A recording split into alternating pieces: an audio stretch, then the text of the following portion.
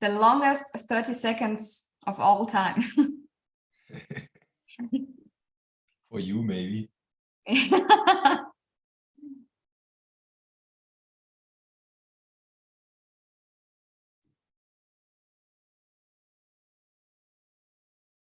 So we have about 100 listeners already, so I think we can start right now. Hello and welcome to today's Young Neurosurgeons webinar. I wish to welcome all of our panelists, all the discussion round, and all the listeners at home. Today is all about how to become a great neurosurgeon and how to plan the perfect career. Before we get started, I'm going to go through some housekeeping rules to ensure you interact with myself and the speakers. If you wish to ask some questions, just push the button to the Q&A section, then write the question. We will answer it after the talks, or if there are burning questions right away. Great. Let's get straight into the content with our first speaker. I'm really happy to welcome Martina Stippler to the ENS webinar live from Boston. She's Vice Chief of Neurosurgery, Director of Neurotrauma at Beth Israel Deacon's Medical Center in Boston, and Associate Professor at Harvard Medical School. She's member of the chair of the elect of the EENS CNS section of Neurotrauma and past chair of Women of Neurosurgery. Last but definitely not least, she is Austrian software combined with American hardware. Martina, please. Thank you so much for having me. Of course, my lens of the advice I'm going to give over the next couple of minutes is from working in America, which I think has its own challenges. So please correct me if something is not relevant. But I think most of the the paradigms I have followed for my career, I think translate very well. The first thing I really want to say, be intentional to network. I think that is so important, and network within your own department and network outside of your department. For example, I read this book and I will never forget that. And maybe in the European culture, it's not so much a problem, but here it is. And it's like, never have lunch alone. Okay, never have lunch alone. And I think especially as being a female in a male dominated field, people might not ask you out for lunch. They feel funny about it. And I don't want to make this about gender, but I'm very intentional to ask my colleagues, my peers, even my superior out for lunch. Think about networking. For example, I do trauma, right? So I work with critical care docs. I work with trauma surgeons and do research with them. See if there are joint committees you can join. If you do pituitaries, think about the radiation oncologists. Think about the endocrinologists, because the more collegians you have in your institution, inside and outside the department, are going to be helpful when you go up for promotion, when you look for leadership roles. But also think big, think outside your institution, think about committees like what we're doing here right now. Think about Twitter. Twitter is a really beautiful way of everybody giving a voice. And you maybe not be a chair, but if you have a niche, if you have an interest, put it out there on Twitter, build your own brand. That would be kind of my first advice, and I really lived by this. So you might gonna say, okay, great, I want to be in a committee, I want to run a course, I want to be an officer in an organization, but nobody's coming to me and asking me for giving me these leadership opportunities. And newsflash for you, you are going to have to ask. Okay, you're going to have to ask. Ask for leadership roles, ask for committee roles, ask for jobs. Ask for time off, negotiate your times. And I can give you multiple examples how this worked out for me. I wouldn't be here today if I didn't have crazy ideas and went up to people and said, you know what? I want to run this online virtual junior resident course. I don't know, you don't know me, but I think I can do it. I have the expertise. Let me give you a proposal. I wouldn't have the job today if I wouldn't have tapped the chairman at the dinner on his back and introduced myself. So you would be surprised how often people actually say yes. Most of the time they do. And if they say no, you're not worse off than you were before. Make yourself a little bit vulnerable. You would be surprised how many opportunities open for you. And the next thing is create some white space. And what I mean with this is we are all overachievers. We are all hard workers, medical school, residency, working in your field, trying to publish, trying to work, trying to learn to operate, trying to operate more. Create some white space that is free of these obligations so you can think. Because sometimes we're running, and we forget to think about where we're running and if we still want to run there, if that's still what we want to do. So create some white space to reevaluate your values and your goals and your career and your personal life, because they might be changing. I remember I was asked to chair a neurotrauma panel, and I put the speakers together, and then I said, I went to the organizer, I said, we really need a senior person on this panel. And he looked at me and said, Martina, you're the senior person? And I'm like, oh my God, I think I am. So sometimes, we do our things and we do them and never really stop about thinking, is this really something where we still want to go? And use your mentors, use your sponsors. Peer mentors are very important to kind of ground yourself and help you in that regard. And I'm a big proponent to have a board of directors. There's not going to be one mentor, there's going to be one sponsor. You need somebody to help you maybe navigate your role as a mother. You maybe need somebody to navigate your role as a researcher, as a leader, as a surgeon. So have your own board of directors, but stop once in a while and look, do I still like where I'm going, and reevaluate. And I'm gonna stop right there, and I think hand it over back to you, Dr. Bauer. Thank you very, very much, Martina. I know you're busy right now. If there are no burning questions at all, I will just leave you and go help some people. Are there any questions from the audience, from the discussion round somewhere?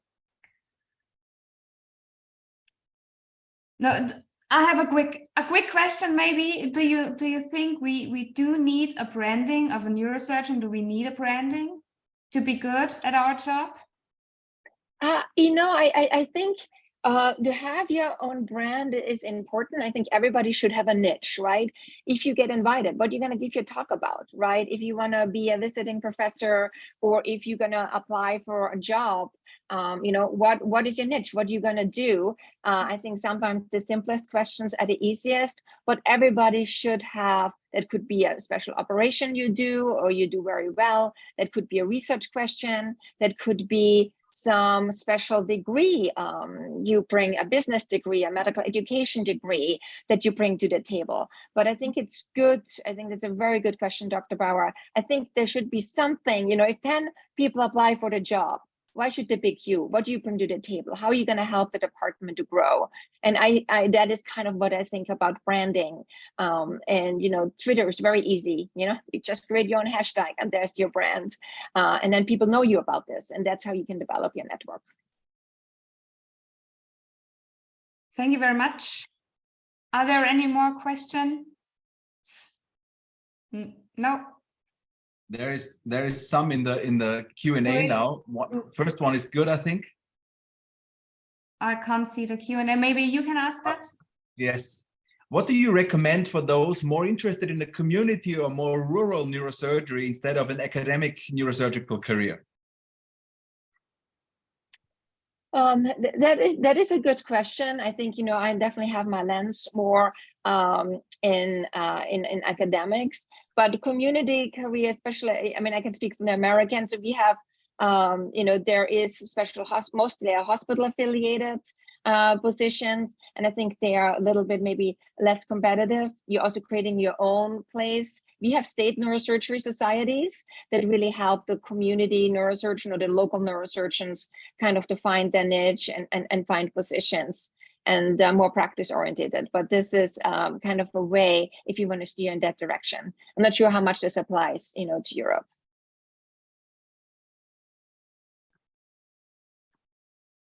Okay. Thank you very much, Martina. Thank you for joining. And I will stay on until they call me because I'm curious. I always like to learn from other people. So I'm curious what the other faculty says. So I will stay on until they call me in. So thank you. Thank you very, very much. Well, then move on to Dr. Freischlag. Dr. Freischlag is Vice Chairman of the Neurosurgical Department in Innsbruck in Austria and Professor for Neuro-Oncological Surgery. He's also past chair of the Young Neurosurgeons Committee of the EANS. And during the last years, he trained several residents to become great neurosurgeons. And I'm happy he talks about what it needs to become a good neurosurgeon. Thank you for the invitation, and I assume everybody can see my slides, and I'm very happy for that topic given to me. What does it need to become a good neurosurgeon? Vocation or dedication? My disclosures are for that talk irrelevant, but one, I took a lot of ideas from that guy, Simon Sinek, who knows him. He's out of marketing, very famous speaker, and some very applicable ideas coming from marketing that we can drag on to neurosurgery and use for our well-being. So vocation and dedication, if you look into the dictionaries, that vocation is the type of work or way of life that you believe is especially suitable for you. Dedication is the hard work and effort you put into something because you think it's important. What you really need are some of those. And I would say the most important are in the middle. Passion. How do you define passion? Passion is a desire fueled by passion will bring about the greatest results in life. Passion pushes you through difficult times because you don't care what it takes to become better. A very important word also is resilience. Resilience refers to both the process and the outcome of successfully adapting to difficult or challenging experiences, as the American Psychological Association defines it. It means having a mental, emotional, and behavioral flexibility and the ability to adjust to both internal and external demands. It's your ability to withstand adversity and bounce back and grow despite life's turns. And the third one, I think particularly important, is rebound. What do I mean with rebound? We all know that not everything is going well all the time. So one thing no one wants to discuss is workplace failures. Sometimes you're confronted with a challenge and you make the wrong decisions about that. Sometimes you miss a deadline or you don't notice an error before a major project launch. Failure in the workplace can lead to a spiral of shame and negative emotions that can completely derail your career, so don't let it do that. And the most important thing is trustworthiness. And I will explain that in the following slides. So you should be trustworthy and you should be in a trustworthy environment. If you put on a graph performance and trust, then you have on the left side a low performer of low trust. That's not an employee or a mentor you want to choose. If you go to the very right side, the high performer with high trust, that's the perfect employee, it's the perfect mentor, but they are really rare. But on the opposite of that, you might prefer all the right-sided, the mid performer with high trust, or even the low performer of high trust over those, the high performer of low trust, because those are toxic leaders and toxic performers. Why do we need trust in neurosurgery? We are facing a high workload. We're facing high demands, high number of emergencies. For example, you can see that even our panelists two of them are in the OR momentarily. So that's our daily business and many more. And you want, if you're the one that kind of fell off the rim of that coin, you want to have somebody there to catch you. You need people to trust and need people who trust you. Because being a neurosurgery is basically easy, except that you're riding a bike, but the bike is on fire, you're on fire, and everything else is on fire too. You should start with why. That's also marketing ideas. You should start to think about why you do things and to believe that this makes a difference. If we put it the other way around, if somebody tells you we make great computers, that's okay. You make great computers. I believe you or not. If they tell you we're making these products that are easy to use, elegant, and very well designed, then it gets a little more purpose, but still you're talking about computers. But if they tell you we think differently and we want to challenge the status quo, then this quote just kind of touches you not on the rational, but more on the emotional side. And that's actually what Apple does. That's how they approach marketing, and that's how they approach their customers. So can we do that into neurosurgery? And I will tell you that right after this slide. It's called the golden circle, and it kind of corresponds well to the human brain. So the why is on the inside, and the how is also touching the limbic parts of the brain, whereas the what is only touching the neocortex. Meaning limbic brain is more emotional, neocortex is more rational. Meaning further that what you love is linked to your limbic brain, and what you like is linked to your neocortex. So if we start with neurosurgery and we tell the people, we believe that our philosophy and the way of thinking will challenge the status quo of neurosurgery. And we do this by taking care of you and your relatives using the latest technological advances and push boundaries in surgical and medical excellence for your safety and health.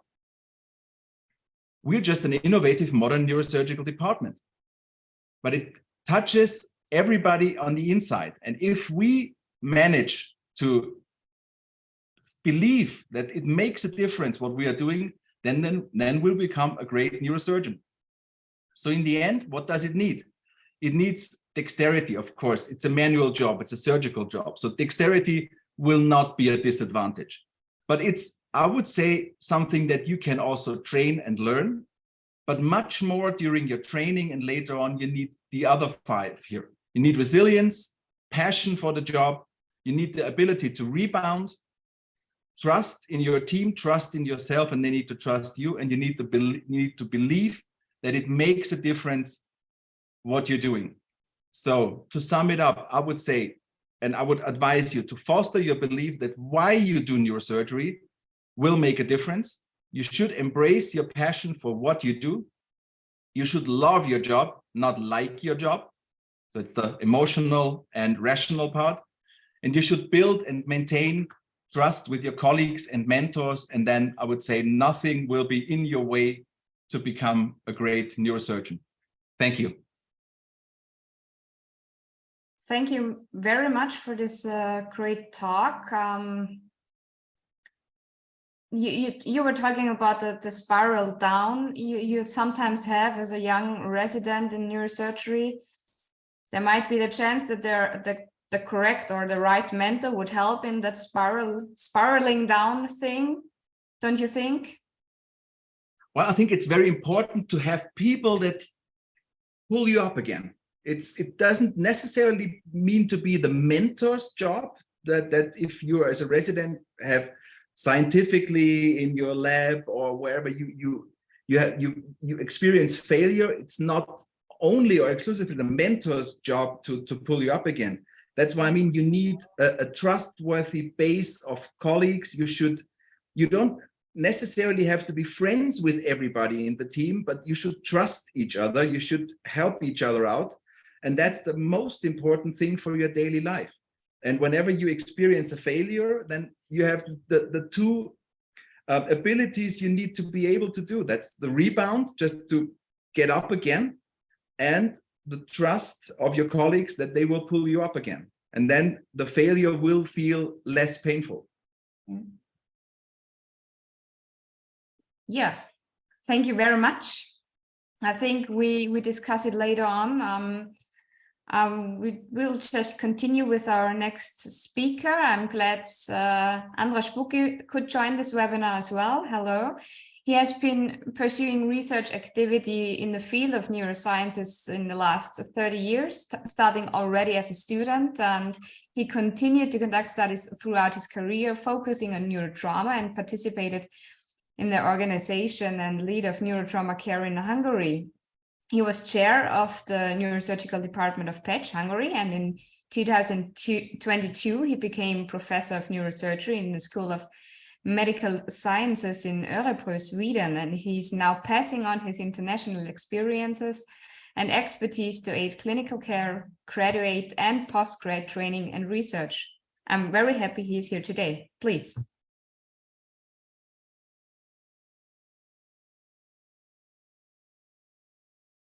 Thank you very much for the invitation. I'm sorry for was muted. Okay, so basically the first thing to talk about is what others think about this question, and a little bit what I do think about this. So there's a fantastic summary how nowadays and how previously clinical research looked like. And this is coming from the US, from a clinical research expert, mainly in pharmaceutical research. And she phrases it that this was definitely a dull dead end previously, but nowadays this is like a more approachable, high-paying, prestigious career. I don't know whether it is also alluding to the or right for the neurosurgical type of residency, this fantastic picture. In my experience, the neurosurgical residency is something like this. So adjusting the research career is not very easy, but it's important. So we know that there are some data which demonstrates that if you pursue research during your early training, if you achieve an age index over 2, the chances that you will be a highly appreciated neurosurgeon is definitely higher. The problem is at the very beginning, what basically everybody of the young neurosurgeons know, that about 30% of the graduates do not meet neurosurgeons in the real life. They have this expectation about neurosurgery, just as I did when I was in the graduate school. But after it's very important, I think, to very early get an impression how neurosurgery is really looking like. And I think that for me, as a second-year neurosurgeon and a graduate student, and for others also, the neuroanatomy attracts us to neurosurgery. And then one of the most important factors is this kind of multidisciplinary research environment we can work in. Surprisingly enough, in the general surgical residency, actually the mentors do not care too much about the graduates' research activity. But in neurosurgery, this is an important selection criteria. And I very liked Dr. Stiepler's lecture, because what she said about the activity is fantastic. So just a neurological Erasmus student approached me from COI, who wants to come here to Örebro and look at us, what we do in research and in the neurosurgical department. So he's coming from Budapest, from Hungary. He's planning to work in Sweden. I think it's very important. Otherwise, I cannot search him. I cannot find him. He's finding me. He's coming here. He's having some time in the OR. And when we ask the neurosurgeons, the neurosurgical residents definitely think that one of the pros to become a neurosurgeon, or the pro factors, is this kind of multidisciplinary research possibility, what they can act in. My personal feeling about neurosurgery is that, and the perspective it gives, that the most important thing is, and again, I just can repeat what Dr. Stiepler said, we are in the multidisciplinary environment. We have the advanced medical technology. We have to be proactive. And we know that the progress is definitely depending on the advances of such technology. So the research-oriented, open-minded neurosurgeons and neurosurgical residents are the prerequisite for the future progress. I think the very important thing is to build your own knowledge base from the beginning, and research helps a lot. So if you start with a research topic, do some review on it, even if it can be a systematic review, then you can find the opportunities to do so, and then dig deeper into that, build your own mindset on such a structured background, for example, in vascular neurosurgery, and then search for the evidences, and then use this kind of mindset, this kind of thinking in the neurosurgical practice. And every day you have to ask that the authority you feel around you, and there were some questions regarding that. The authority you feel around you, is this the authority of knowledge? If that's the authority of knowledge, then you must to keep on working in that environment. If it's not the authority of knowledge, if not knowledge is ruling the place, then you have to quit, I think. You are young, you have to find the proper place for yourself. From my own career, I can say that if you select something which is clinically relevant, a translational research project. For example, I started with laser Doppler in the animal lab, and I was interested in autoregulation. I was interested in vasospasm. I started to learn transcranial Doppler, and then that was my clinical expertise as a very young resident, and all the others after a while came to me, and that was an important methodological knowledge, and it was also a clue between and the connecting point between the basic science and clinical science, something I was able to pursue research through. So this extra methodological knowledge is very important, both in the basic science part and the clinical science part. And I think that it's very important, the most important, the take-home messages is keep up the high standards of thinking, planning, collaboration again, Dr. Sipler. And this is very important to have a good ratio between science, the clinical work, and your own private life. Those are the maybe those white pages where we really can reconsider what is important, what are the directions, and there is no such thing no such thing like complete happiness or complete harmony in life. But do not trust anybody who says that. You have to find out that yourself. And I think that with this critical mindset, the critical thinking, which is mainly given to you by your research activities, through your research activities, you will make a difference in the progress of neurosurgery also, and in your private life. Thank you very much. Thank you very, very much for this nice presentation. We do have one burning question, especially to you, Dr. Bucchi. Since you spoke about research, do you feel like there is a special subspecialty in neurosurgery which goes into play a role somewhere in the research thing? Do you think there is more research in neuro-oncology, or there is more in skull-based surgery, for example? I think that I'm biased. I'm very much biased, and I think that from 20 years from now, neurotrauma will be the activity which I can say 100% will be in the hands of neurosurgeons, and the research in neurotrauma is fantastic. The research in critical care is so promising. The major problem is that we are generating tons of data without helping the actual decision making at the bedside. So I think that if we can combine the high resolution neuromonitoring and high frequency neuromonitoring with the pathobiological knowledge in neurotrauma, we can definitely make a difference, and we can make a difference in not only neurotrauma but also in other neurosurgical emergencies and the critical care. Mm-hmm. Okay. Thank you. So, yeah, well, let's move on, and then not to shorten the discussion time afterwards. Our last speaker is Evangelos Drossos. He will talk about the Young Neurosurgeons Network and how important this connecting platform is among young professionals to achieve more, get better training, and more education. Hello, good afternoon.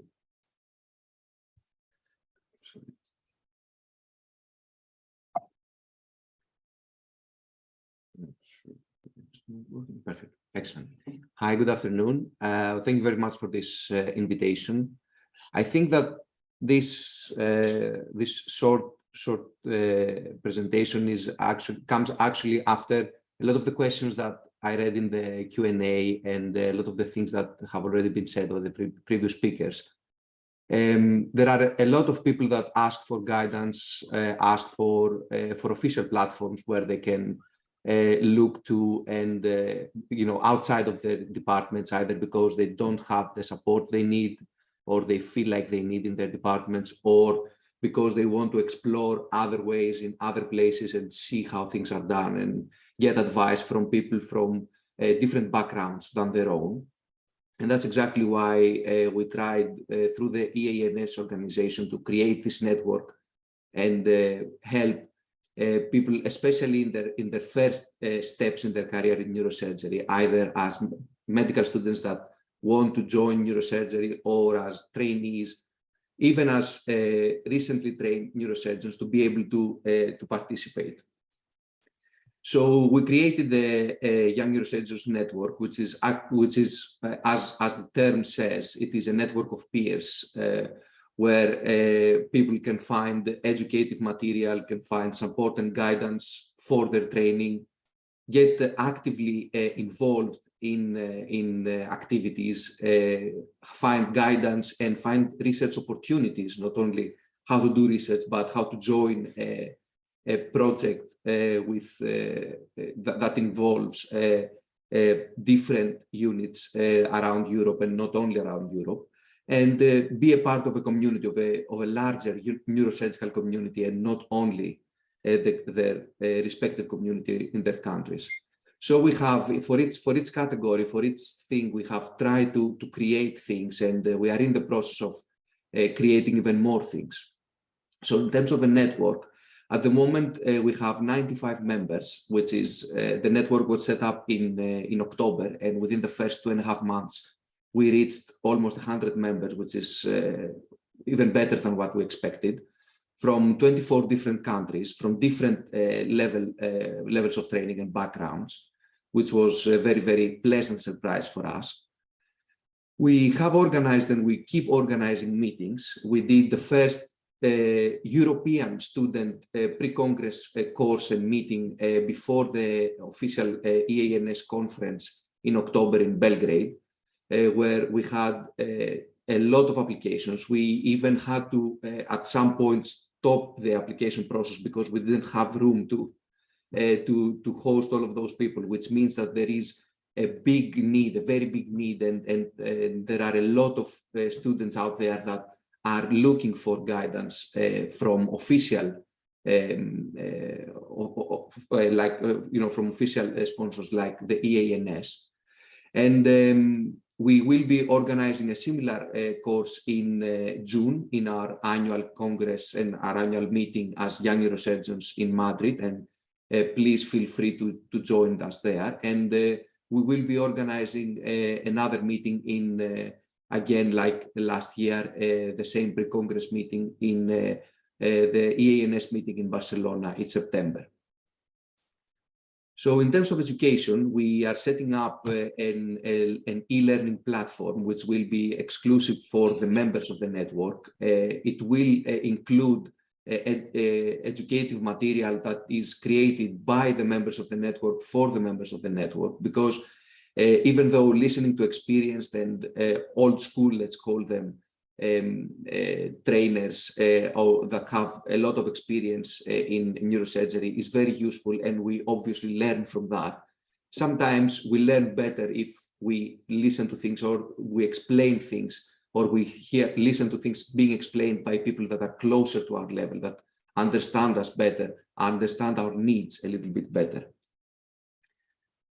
The first project that we did as a network is to set up the pocket cards, which will be available, hopefully, are currently in press and will be available in our meeting for the members to have access to them. And it is it was a very nice idea, and they are very handy and will help people in their day-to-day life. In terms of training, obviously, as young neurosurgeons inside the EANS, we've already done webinars discussing about training, because that's our burning question, and that's what we care about at the moment.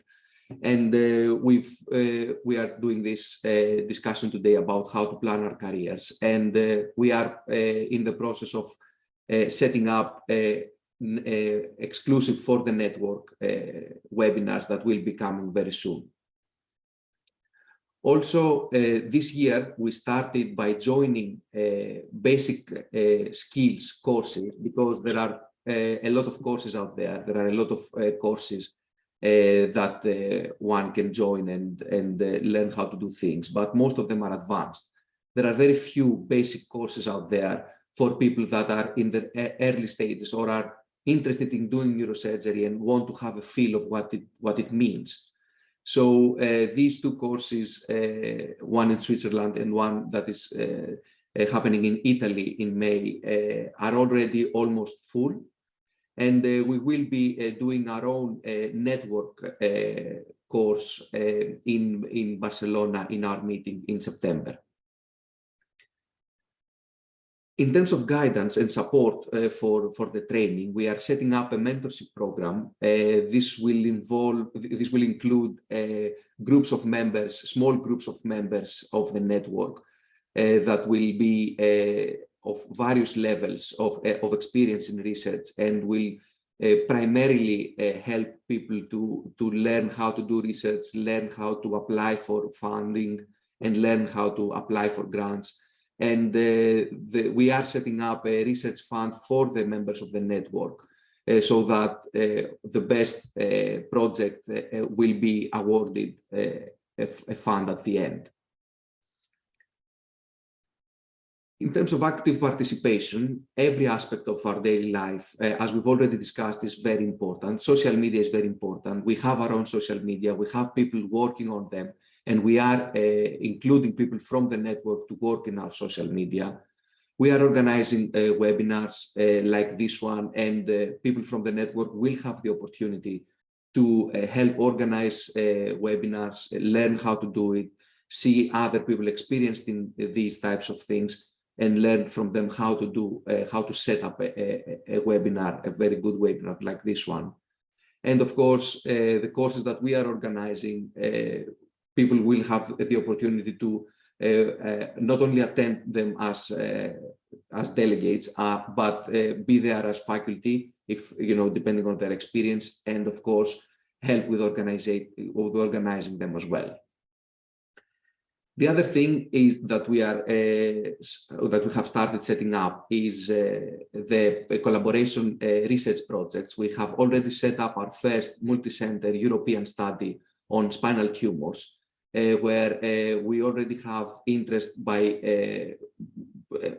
a lot of different centers from a lot of different countries, and we are in the process of collecting the data for our first European multi-center study as young neurosurgeons. And of course, we will be discussing the new projects that will take on in our meeting in Madrid. Finally, everything is about community. The neurosurgical community is a relatively small community compared to others. But as you can see, the smiles are very big. The faces there are quite funny. So we are a good group, and we always like to exchange our ideas, our experiences. We have already created quite strong bonds with the people that are already members, and we are hoping that in the future, more people will join us, come and meet us in Madrid, come and meet us in Barcelona, and have the opportunity to be part of something great. Thank you. Thank you very much, Evangelos. There is one question from the audience. He's asking if there are any sponsorships for those conferences you mentioned, and if where to apply, if there are any. So sponsorships per se, there are not sponsorships for the conferences, but the members of the network have a discount when they apply for those conferences. The meeting in all of the meetings that are our responsibility, like the meeting in Madrid, there is a good discount for the members of the network that apply for them, and this is the first thing. And of course, the research fund that we are setting up everyone is, as a member of the network, they can join a team or create their own team and apply for it and get the funding. If I may maybe comment on this question, because I think it is a relevant question. We realized that the Young Neurosurgeons conferences were quite expensive, and we discussed this, of course, and tried to push the prices. But so this is work in progress, and we have come quite a way already. What I would suggest also, if that's, you know, on the local hospital, if that's available, connect with the industry partners, tell them that you are interested in attending this and that course and why it is important for your career, and some of them can support you. So, I mean, it doesn't exist anywhere, but maybe ask and reach out to the industry partners for at least some support. And I would really highlight the meeting that we have in Madrid, 8th till 10th June, where you can really connect and we can answer all additional questions also on a face-to-face basis and help you with your careers. This is really the Young Neurosurgeons meeting. And if you are a young neurosurgeon or on your way, please come and we can hang out. It's always good to connect. I really do want everyone to come to the next congresses from the ENS. That would be great. Yeah. So maybe we can switch over to the discussion round, our multicultural discussion round today. We have a guy from Switzerland, from the UK, from Italy and Germany. Well, Anna, can I ask you the first question? There was we had it about preparing ourselves for neurosurgery. Did you prepare at some point during your medical studies to become a neurosurgeon? So hello everyone, I'm Anna from Germany, for the ones who don't know me yet. That question is a bit unfair because I actually started quite early on getting involved in the field of neurosurgery. So I started, I think, in my second year of medical school, that I found a mentor, and that was actually quite good. It was like a mentorship program that I joined, and I found, hey, this guy looks nice, he's a neurosurgeon. I'll just go and introduce myself to him. And he took me into the OR and, you know, took me to operating vestibular schwannomas and stuff like that. So he really got me hooked straight from the start. And I think this is very important for everyone who's interested in neurosurgery. Find yourself people that will show you stuff, that will get you interested, and that will also be honest with you and maybe tell you what you're good at and what you're not so good at and what is important for your further career. So I don't want to discourage anyone who didn't, you know, start in their second year of medical school, but just try and start as soon as possible and find yourself people that will help you. Thank you. Cesare, you have something to tell us? Yes, because actually I do totally the opposite because at the end of my medical studies, I really don't know what to do. My thesis was on history of medicine. So no, I wasn't involved in neurosurgery, and then I speak with some people, some mentor, and I decide. So of course, if you decide earlier, you start earlier, but do not be discouraged. You can decide also a little bit later and became, I think, a good one. And about the research we talked about, Martin, do you think prior to become a neurosurgeon, like clinically, you should do some research, do maybe a PhD or something like that, or does it come hand in hand? You know, maybe that's a bit too much for somebody, or I think that's a very good question. I don't think everyone needs a PhD in the back. If you have an academic interest, you should. Why shouldn't you? I mean, it helps you to understand data. It helps you to understand studies, interpret studies, which is of good for your patients in the end. But, you know, I used to be very dogmatic about it, and I've stopped, because in my team right now, we have very fine neurosurgeons. They are handy, they are excellent. You know, Christian talked about trustworthiness. They are trustworthy. I love these guys, and they are not academic, but they will be great neurosurgeons. So I'm not dogmatic with this anymore. what I did when I was a medical student, I also, I went to the OR and I thought, wow, neurosurgery is great. I had a look in the OR and I knew I wanted to be that.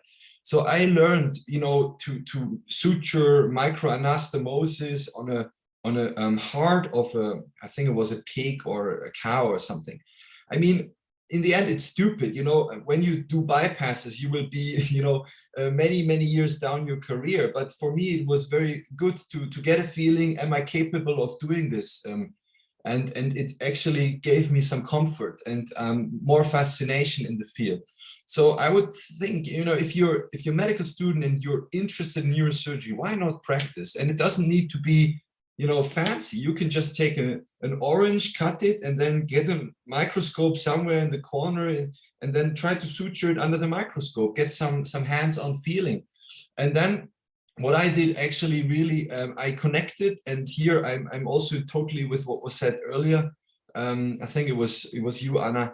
You need to find a mentor. I reached out to somebody who I thought, wow, he has already made some career, and I connected, and he gave me some work. He asked me to write a paper. I didn't know what is a paper, so I learned it. And then you start simple. You start writing a case report. And your mentor will be happy because you published for him. And then you write, maybe he gives you some crappy retrospective data, and you improve it, and you write something like a retrospective project, and it gets published, and then you are one step further, and then this is a development. It will need some time, but I think start as early as you can if you're motivated.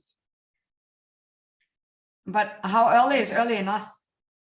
That's the point. We're always on 120%. Yeah, but as a math student, I always found time to do that. I didn't start in the second year. I was a little later, but I wanted to become a neurologist. Actually, then I thought neurology is boring because I didn't like to go on rounds for 2 hours. Then I became a neurosurgeon. Yeah, start whenever you feel that you want to do it, It's never too late. It's not a problem of early. It's never too late, in my opinion. Anna, you have a hand icon. Yeah. I just wanted to say, I think to everyone that's a medical student and that's listening, a very simple truth is that you'll never have as much time as you have as a medical student. So you should really use it and just crack on and do as much as you can. And like Martin said, even if it's like some crappy retrospective data, work on it, get used to it, get used to working with numbers, get your statistics going, and that will really help you later on when you really don't have the time to get into all that stuff again. Christian, you have. I would like to comment on the involvement and the crappy retrospective data. Finally, the problem is that the expectations should be in balance with what is achievable. And I think if you start very early as a med student, that's very good. But you should not expect to be included in everything in that department because you're still a med student. So that means your expectations should be maybe a little lower. And Martina said a very important thing, but I think it was too briefly said. She said, go ask for jobs. That's very important. Go ask for involvement, go ask for jobs. But if you get a job, and if it's probably not the job you'd love to do, but some crappy retrospective data, you need to deliver and do the job. Don't ask for the great, nice, and very, very comforting jobs. You will get the crappy ones first, because those are the ones nobody wants to do. And if you prevail on those, then you will get the nicer jobs. And at some point, you will get the nicest job, being a neurosurgeon in the end. Mm-hmm. Maybe. There is one question from the audience, which might be interesting to discuss. If we believe that being older in age, it might be a negative point to build a career as a neurosurgeon. Don't we think that's I don't know, Cesare. Do you think that? I mean, if you are 80, maybe you cannot perform good micro neurosurgery because you have the Parkinson and so on. I don't But think it's starting about a job at being 80 might only be available in Italy, isn't it? yeah, that's the problem. But And the States. okay, I was just joking, of course. But I mean, I know a lot of residents that at the second, third year of one discipline, they understand that was not for them. Neurosurgery that became radiologist, but also the way back. So it's, I mean, I say before, it's never too late. It's a joke, but age is not the most important thing. I mean, if you are motivated, you can start also a little bit later. Of course, There's also a clear advantage. The expectation you have to have are maybe a little bit lower, but you can do a good job also if you start a little bit later. But I think you can also, because you already have experience with something else, you can kind of start at a higher level in neurosurgery as well. And I think also patients regard you as someone more senior, because I mean, I used to get the "hello nurse, can you get me a glass of water" thing a lot. So but I would still say, you know, don't start too late, because the way to really be good at what you're doing is actually very long. I mean, you know how it is nowadays in residency, you know, in Switzerland, it's 6 years. You do your surgeries, but you're super supervised because the quality of care pressure is extremely high. So, you know, you don't, you know, you really learn to operate in your final 2 years. And then when you're young attending, then you really get good at it, you know, and then it takes, you know, with a fellowship year maybe, and then it takes another 2 years until you're really comfortable in what you're doing. So here we are, that's almost 10 years then, you know. So if you're already, I don't know, 30 when you start, then I don't know, I wouldn't do it too late. So I'm a proposer of being young, because also your manual dexterity, your training, you know, you're better at learning that stuff when you're young. That's my opinion. Unless you have your hand icon on.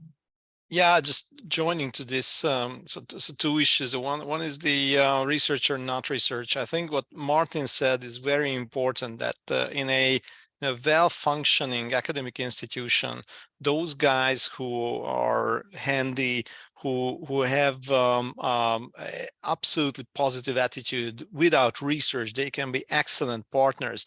If the atmosphere is kind of an academic atmosphere, you don't need that everybody should be an academic person, but it's definitely important to have this common those common goals and common values in the department. It cannot be as someone is thinking this way and someone thinks that you are just an academic in a not a surgeon. So this type of attitude is very, very poisonous.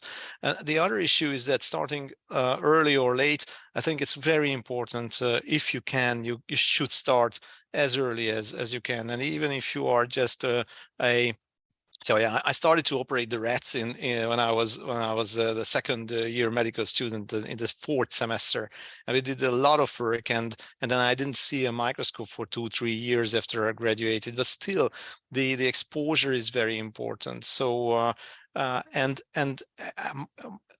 Martin is absolutely right. We have a very, very long career to build, and regardless what you will do, the more exposure your hands get, you have the better chance to be good at what you are doing. I think it's important.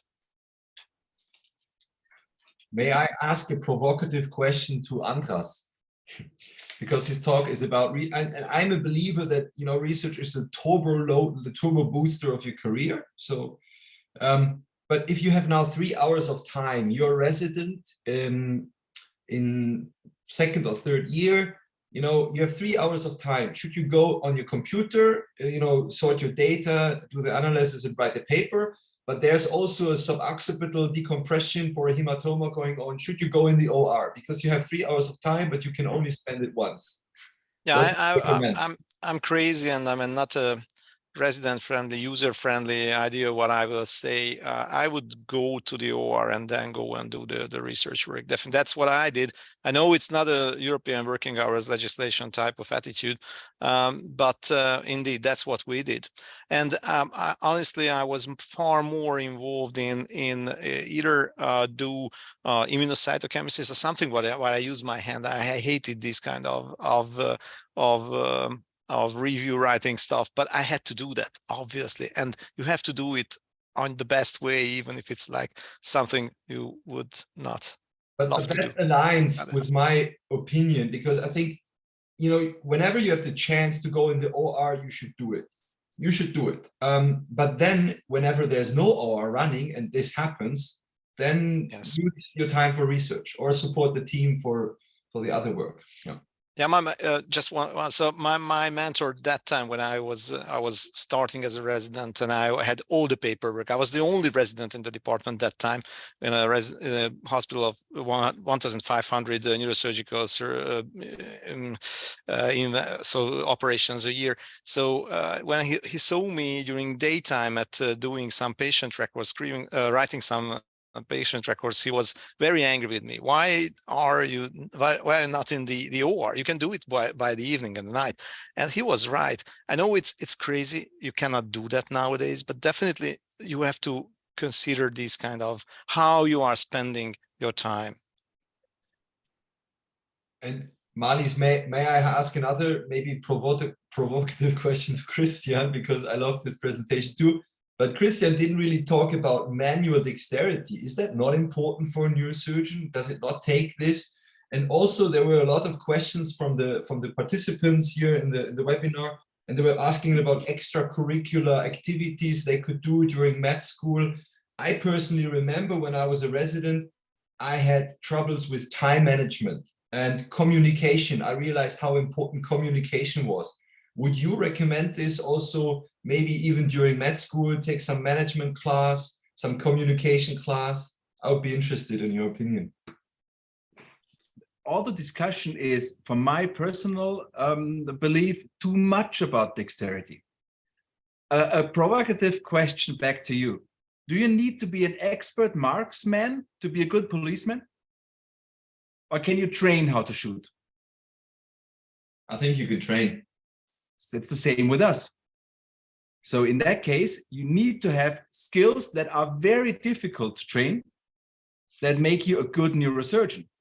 It didn't talk basically about a good neurosurgeon in the OR. There is much more to neurosurgery than just the OR. Of course, you need to train your dexterity.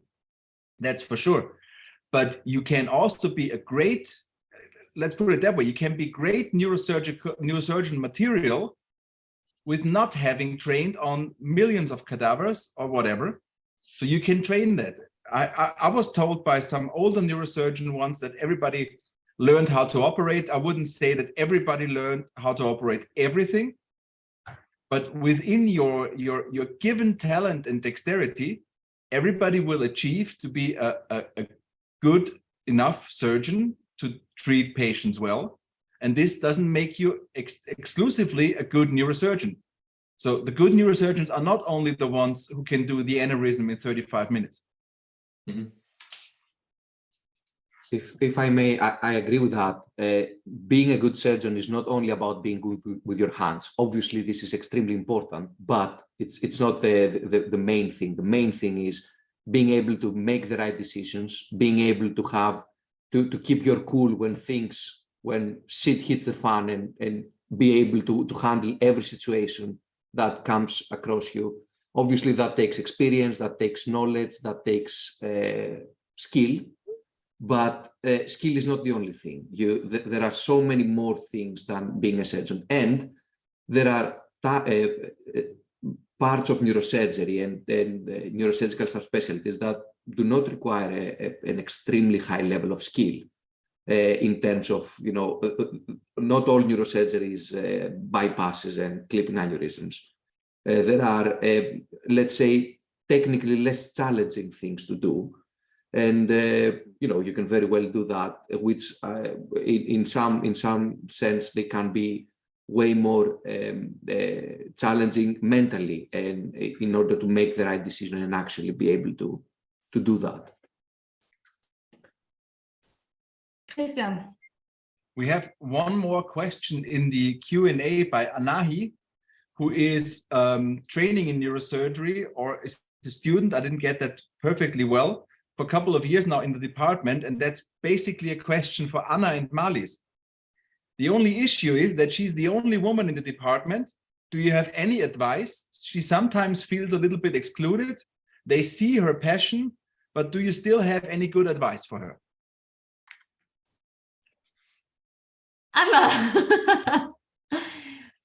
Okay, I wanted to let you go first. Okay, so I've not really been in a position where I've been the only woman, but I've been in a position where there have only been like male consultants in a department, and I think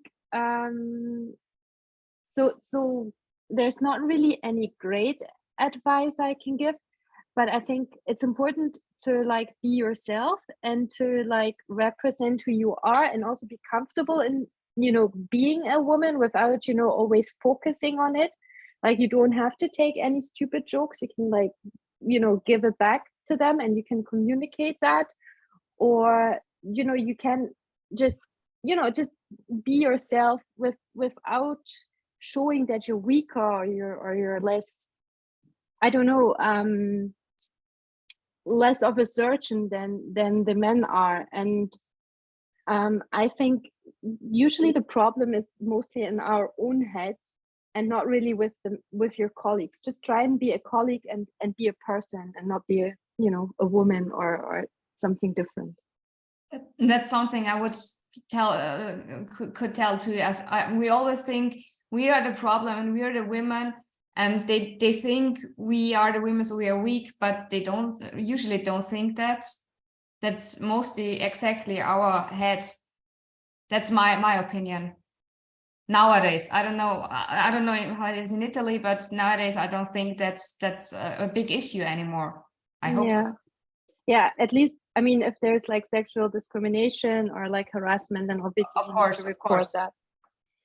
I think she was not talking about those really bad things, but I think she just felt a little outside of the department, since they're only like, this is a band of brothers in that department, seems to be like that, and she's the only lady around that, and I think that's can also be terrifying. She's a med student, by the way. She clarified that, so she's rather young. I think, yeah, you can just try and be friends with them, really. Like, I mean, they're not going to be horrible, hopefully. Otherwise, if you don't get along with anyone, then you should maybe look for a different department anyway. Definitely. Cesare, how do you open up the Italian guys for you as a med student? Pasta? Difficult question, but as we start eat together is the first thing. So pasta was there, and also a little bit drink together if you want to become a neurosurgeon. I think it's another argument. But I want to stress one word that I heard before, but the most important thing, of course, is the mentor. But for me, it's the network, and we are here to represent this. You are also a friend of mine, not also a colleague, and that's very important to grow up as a neurosurgeon and make a career. In my opinion, the network nowadays is the most important thing. Unless you have one more thing to add or two. Yes, yeah, but basically, I think that the most important thing that all are right, what Anna and Marlies said. I think that indeed this is the in the head of you should be clarified that you are one of them. You will be one of them. You want to be one of them. You want to be their colleague. So as a medical student, shadow them, be with them, be there for them. Try to to scrub in for the operations. Try to scrub into everyone, not only to the nice guys, but to everyone. And there will be times when there will be no one to scrub in, and you will have the opportunity to be part of the network, and after operation to eat pizza with them. So don't give it up if you really, really consider that seriously. I also think when you show dedication and you're not crazy or something, people will actually include you in the group. If you really show that you want to be part of it, you will eventually become. May I ask another question, because Martina unfortunately had to leave and she mentioned it, but they in the USA, and I was at Stanford also, I realized they all do it. Everyone publishes on social media about activities and patient cases. And, here in Switzerland, we have, some difficulties also from the hospital. They don't want that everyone shows cases. There's no strict rules, but they're going to come. But I would just add maybe a comment for those who are listening now and think, now they have to publish all their cases. Be careful about this, because it can bite you in the butt. If you would be, before you post anything, cases that you operated, for you they might look perfect, but maybe for others not, and then they criticize you, and then it could be very negative also, lighting back on you. And before you publish anything on social media, Twitter, LinkedIn, Facebook, be very sure that your hospital administration and your chief supports you with that, because otherwise you can get into deep troubles. And also the rules, if patient realizes you published his picture and you didn't have written informed consent for that, be very, very careful with this. That's just one advice I wanted to add to this webinar. There's also another thing that I wanted to add that is not really within any of the topics.